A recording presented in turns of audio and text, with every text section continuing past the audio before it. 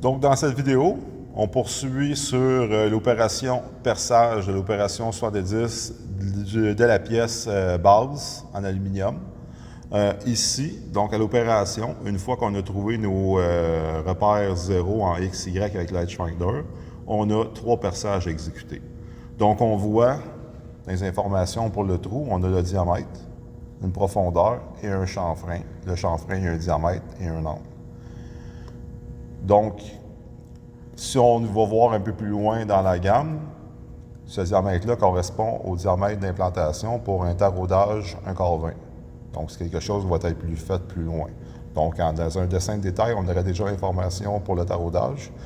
Mais vu qu'on est dans une gamme, c'est un processus évolutif. Donc là, on vient commencer par venir percer le diamètre pour le taraudage à venir. Pour être capable de respecter le minimum et le maximum, dans les outils, on utilise le forêt numéro 7, qui est 201 millième. Donc, on valide qu'on a vraiment le forêt numéro 7. En utilisant le bon forêt, on respecte cette dimension-là. Ce qui nous reste à calculer, c'est vraiment la profondeur. Donc, on a vu les informations de perçage quand on a fait du tournage. Donc, on sait qu'on doit calculer la longueur de pointe pour être capable d'exécuter une profondeur. On doit venir pointer avec un forêt de départ pour notre forêt. Donc, encore là, une fois, en lien avec le diamètre de travail permis, on va prendre un forêt de départ 1/4 de diamètre. On va venir faire une empreinte au maximum à 200 millième. Donc, il y a un calcul de profondeur à faire aussi pour la longueur de pointe à utiliser. Le chanfrein, même chose. On va avoir un calcul pour, dans les 3 cas, une valeur en Z pour le perçage. Pour respecter cette information-là, on n'y va pas à l'improviste. Donc, c'est vraiment suite à nos calculs. Et je vais vous montrer, c'est ça le but de la vidéo présentement, c'est de vous montrer comment utiliser la fraiseuse pour être capable de faire un perçage précis.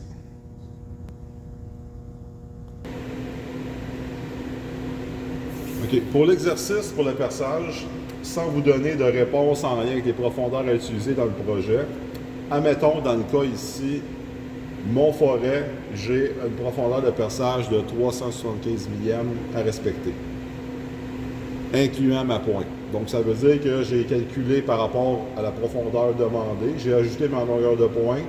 Donc, à ce moment-là, je détermine qu'au total, il faut que je vienne percer 375 millième de profond. C'est un exemple.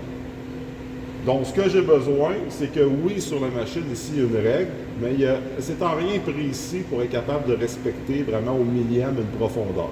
OK? Surtout qu'au départ, c'est un peu complexe de partir à zéro. C'est une règle qui est placée là plus en référence. Personnellement, ce n'est jamais quelque chose que j'ai vraiment utilisé, à part pour être vraiment grossier, pour avoir une référence à peu près. On va trouver le moyen de rapporter ça à notre digital avec l'axe Z. Comment est-ce qu'on fait? Avant tout, il faut au moins avoir l'espace entre la pièce et les forêts correspondant au moins à la profondeur qu'on va aller chercher. OK? Donc, ce que je vais faire, c'est qu'avec la broche, on peut verrouiller la broche, ça nous empêche de descendre. Lorsque je le déverrouille, ici avec le petit levier, je peux descendre la broche. Là, ce qu'on va faire, il y a une petite butée sur la vis ici à côté de la règle qu'on peut utiliser. On va venir placer, juste avant de toucher la pièce avec le forêt, on va venir placer notre, la broche bloquée sur la butée qui est là. Là, j'ai encore un espace. Il faut faire attention aussi, il y a un petit spring load qui est ici. Il faut s'assurer d'avoir vraiment descendu au plus loin qu'on peut en ayant écrasé le ressort ici. Là, je peux venir bloquer à cette position-là. Première chose. L'étape est un peu facile à comprendre, mais quand on vient pour l'exécuter, c'est une autre chose. Donc, première étape, on vient se bloquer contre la butée en descente la broche près de notre surface. Une fois que c'est fait avec notre papier, je vais venir avec mon papier, je vais prendre mon volant de l'axe Z et je vais monter tranquillement ma table. En réalité, physiquement, c'est ce qu'on fait, mais en fait, c'est l'outil qui descend. OK? Donc, je vais venir avec mon volant de l'axe Z, placer en contact avec mon papier faire attention, le papier est mon coussin. Je ne veux pas vraiment littéralement venir en collision avec mon forêt et la pièce. Donc je vais tranquillement jusqu'à temps que je sente que mon papier soit agrippé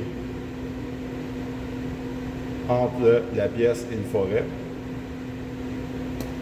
Donc c'est bon. Dans bien des cas, la patience, la minutie, c'est le secret pour la précision.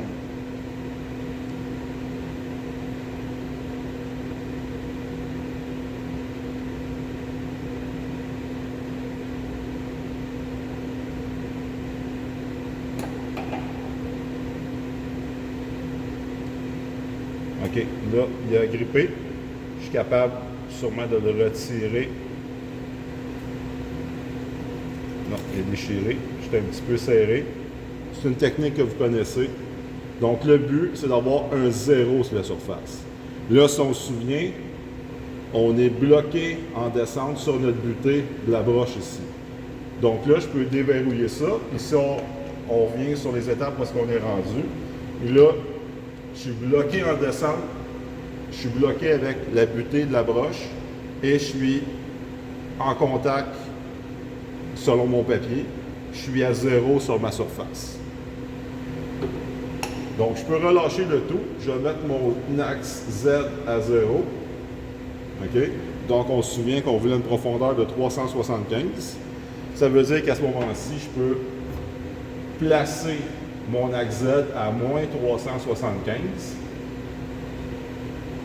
Ça, c'est la profondeur du trou. Je vous rappelle, c'est un exemple. Ce n'est pas ce que vous allez faire. Vous allez faire vos calculs de votre côté par rapport à la profondeur demandée dans la gamme et inclure la pointe.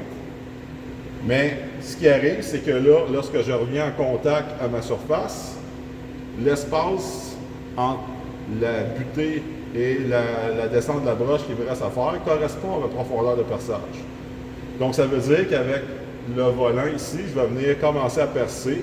Je donne une petite pression, je perce un petit peu et je vais retirer les copeaux, comme que vous avez fait avec la poulie mobile sur le tour.